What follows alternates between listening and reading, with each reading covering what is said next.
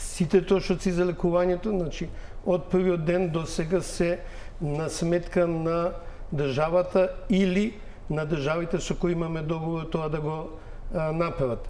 Ја би сакал да свртам внимание дека во основа најголемиот дел од активностите сепак се одвиваат во болниците, во здравствените установи, не се одвиваат надвор од болниците. Значи, следува и враќањето кој по протокол требаше да биде во клиничкиот центар во Свети Наум и во 8 септември. Тоа се случува.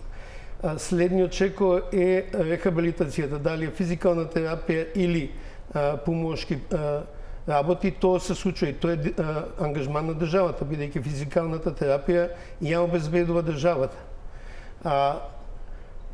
Така да 30 милиони што ги спомнувате воопшто не се во доменот на здравство, туку се во доменот на обезбедување на логистика за придружниците на пациентите кои се лекуваат во странства. Надвор тоа, некакви пакети за обештетување, јас не би можел да коментирам, бидејќи во основа мојот примерен фокус е здравствениот одговор на тоа што се случи во трагедијата во Кочани.